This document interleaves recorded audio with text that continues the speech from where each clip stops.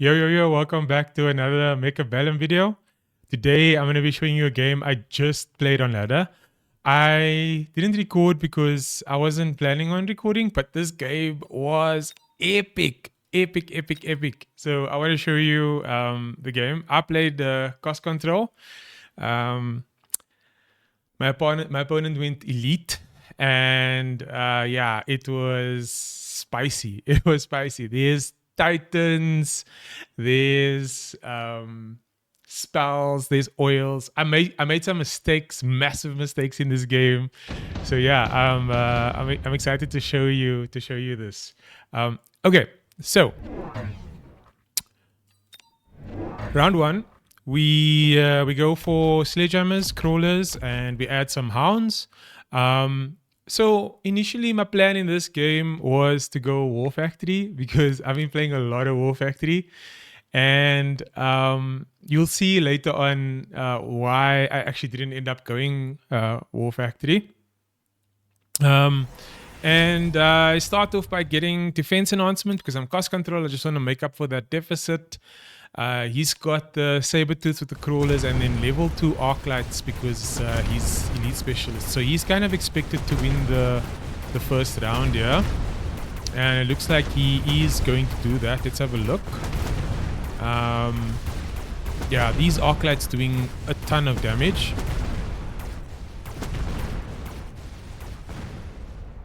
Cool.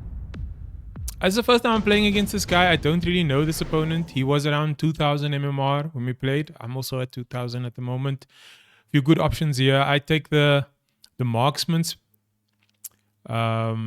He goes for the wasp. I did think of taking the wasps, but I prefer the marksman, and then I'd rather just brought in some fangs to counter against the wasps if he does go for it. Usually they do. He does bring in some level 2 crawlers here. Not ideal because my hounds are terrible at killing crawlers already, and then if they're level 2, it's like really hard. So yeah, let's see how this round goes. Crawlers running in. Luckily we've got a decent amount of chaff. Fangs killing all of the wasps on that side. Marksman making a big difference here. Level 1 marksman able to take out quite a bit on this side. The level 1 on this side gets taken out, but we've got a few forces on the right here, so that should help us. Let's see if we can win the round. 60 seconds to go. We're going to debuff his tower, and then we'll turn and see if we can actually kill him. Marksman walking towards the saber-tooth. Let's see if he can be a hero here. 1 shot, 2 shot, gets the saber-tooth. Can he get the arc light? Arclight's going to get to the tower, is it? No, he kills the Arclight. What a hero. What a hero. Okay, so now we've got Wasp Swarm taken by my opponent. I skipped. I thought I didn't really need it. Plus, I want to save money to get my War Factory next round. So I get more chaff clear because I think that's important. And I've saved 400. I also get attack enhancement. So now with 400 saved, if I skip on the next turn, I can get a War Factory with efficient maintenance and another unit. So that's the plan here, right? Let's see how that goes. He's now got more wasps coming in with the wasp swarm. But I'm lucky enough, I've got a lot of chaff and chaff clear, so I think I'm okay on that front. It's just these wasps are going to do so much damage. Fangs trying their best to take out all the wasps, but it just wasn't enough. Arclights coming through clutch with range, doing a lot of work there. Sabertooth coming in as well. Right, but we saved 400. We did kind of expect to lose that round. I take the laser sights here. I think my opponent takes it as well. And so now I need to get my War Factory.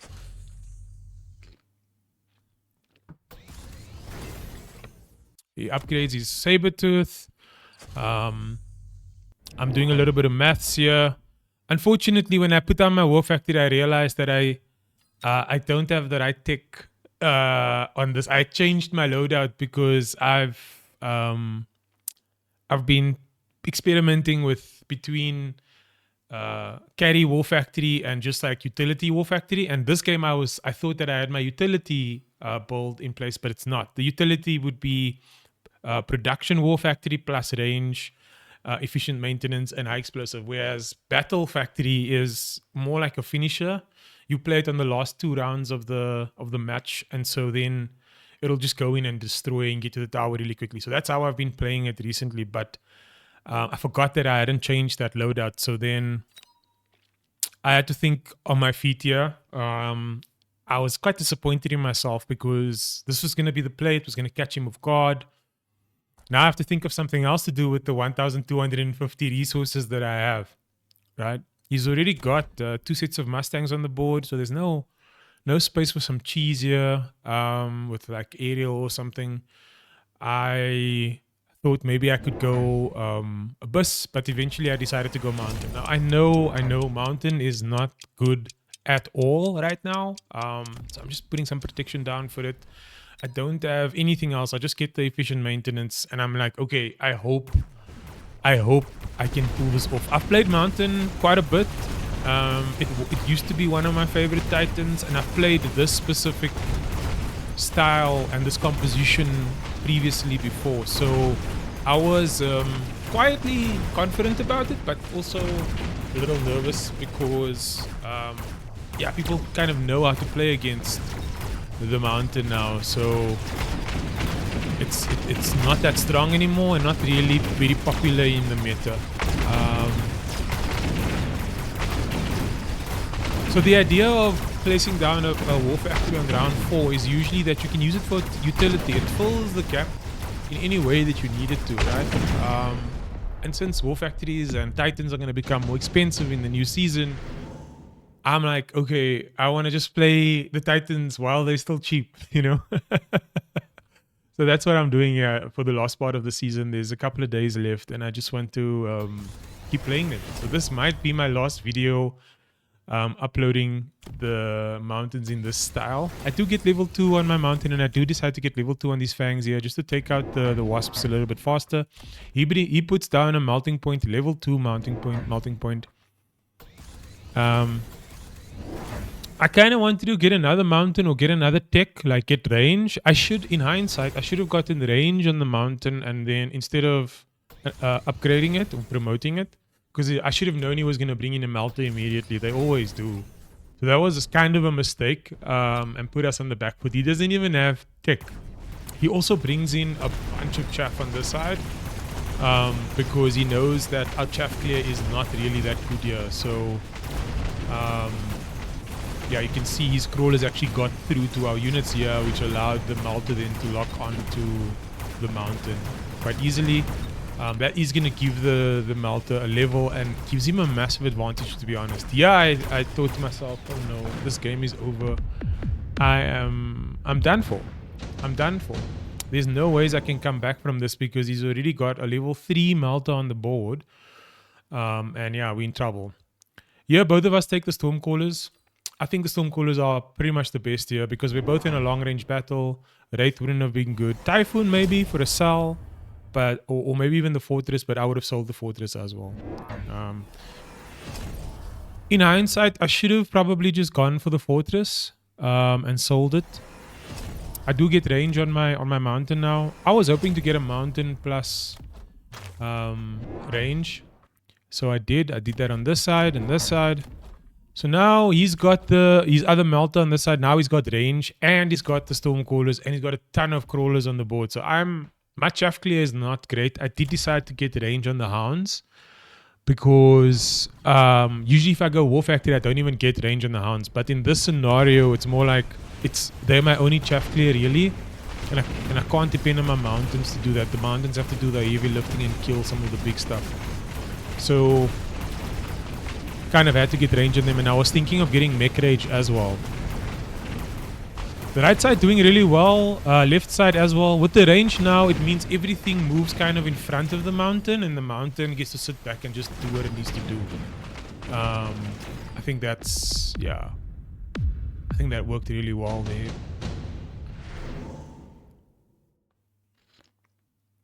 I didn't think efficient giant or efficient light here would be good. I thought the game was going to be over soon, so I didn't think economy cards would be that great. He did decide to go for efficient light, though. Not something I agree with, but you'll see the game actually did go on for much longer. So I do decide to bring in some Mustangs to help with the chaff clear and also to prevent any cheeses if he does decide to go into wasps. If I didn't have the Mustangs, I would be quite weak to wasps, so that's why I brought them in. We did take a loan with temp range and mobility, bringing in an extra unit. And in the previous round, we did sell the Stormcaller. We sell the other one this time around. He goes for electromagnetic barrage. I go for oil. He's got these two sets of fangs here, which is actually really good to protect the saber-tooth. He's now got all of the wasps coming in on the one side. That's another reason why I thought maybe Mustangs would be good, because they will be able to target all the wasps as well, and just at the same time help with all the chaff clear. Here, crawlers are still kind of getting through on the left. So my chaff clear definitely needs a bit more work. Melter gets to lock onto the mountain on the right. Melter gets to lock onto the mountain on the left hand side here. We are in big trouble. We are in big trouble here. 581 HP. For me, Belak says, okay, I'm going to buy you a couple of rounds. Here's a Vulcan so that you can light this oil on fire. He puts down the smoke. I put down the Vulcan. I didn't know what side he was going to put down the smoke, so I just kind of did, both sides. But in hindsight, I should have probably put these a bit more forward, closer to the line. I bring on another mountain, and then he shields here. I was actually kind of panicking, but then I realized my mountain would probably just kill this shield in the beginning, and then I'll be able to light it on fire anyway. You'll see how that plays out shortly. My opponent just keeps on bringing in more arc lights to deal with all of my chaff. It is a lot of chaff. It's a lot of chaff, and there's always the threat of loose formation here. Yeah, I should have probably. My worry was that because I was lighting everything on fire, I didn't want to get loose formation yet. But I think I should have probably gotten it sooner anyway. Smoke is devastating for us on this side because everything's just dying as they're walking in. Melter locks on the left. The mountain in the middle is doing okay. We do get the tower on the left and the debuff, so we win the left side and then we win the right side. And with the fire, that was awesome. But now this level 3 Melter is here with electromagnetic barrage, and he's going to slow us down considerably. Can our mountain get to him in time? He does. He does get the shot off, survives. The barrage does hit him, which means he slows down, but yeah. The mountain gets through and gets the kill. Very happy about that. Some interesting options here. For me, nothing here was going to help my board, so I decided to go for the factory and sell. He went for a Wraith, sold one. I think he sold. Did he sell one? Oh no, he didn't sell one. I think he did end up selling this, but he flanked me with it. I think he forgot that I had marksman here. And that I have the Mustangs. Yeah, I decided to mobile beacon around the smoke. Got my loose formation round 9 because I thought it would be really good. Get another mountain. Put it on this side, so I'm going to put pressure here. He puts down a Melter, like directly targeting the mountain in the middle. Really good by him there. He does end up selling the Wraith. I don't know why. Get tech on the Wraith and then sell it. Okay. It doesn't make sense, but okay. I give promotions all around because my chaff clear is not good, so I need to like get these hounds up to scratch. Takes out my crawlers in the middle. Hopefully the loose formation will do good work here, but he does have 2 sets of Mustangs to help his arc lights, and he does have a lot of arc lights, so yeah. That was kind of tough. Right side doing okay, left side because of the smoke we're not doing so great. It's kind of one of the reasons why I put another mountain on the right, because I knew I was weak on the left, so I just needed to like win one side really hard and then hopefully we could get to the other side, get the debuff, and get the kill. Hopefully win the round, but unfortunately he gets the debuff on us, and now we need to see if we can face these melting points again. Luckily we do get them.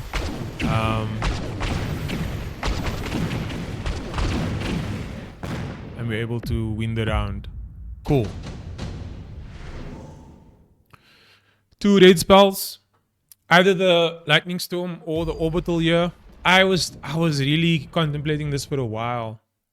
I couldn't decide what was the right thing to do here. My initial instincts were Lightning Storm, but I decided to go cheap and go for the Orbital and just take out 2 key units. And then thought I'm just gonna shield up where I think he's gonna do the storm and like save money on it. He thought I was gonna take the storm as well. The reason I took the javelin is because I think he's only got 3 melters, so and he's like really dependent on the melters to get the job done here, right? So if I can take this guy out, then I'll do really well. Unfortunately, he takes defense enhancement and it takes his HP up to 71,000. So yeah, you'll see that it actually doesn't take it out. That was very smart play by him. So yeah, the storm is just doing a ton of damage to me. My javelin didn't work out, and his barrage is just eating everything and killing me. And honestly, I thought I was gonna lose, but luckily for me, I did decide to go for saturation bombardment on my Titans, and that actually made them really strong. The power spike was pretty cool. It's like burst mode but on a Titan. It's so cool. I love it so much. Right, so he's now walking through his own oil, and he's got this melter level 3 and the level 4 or level 3 stormcallers.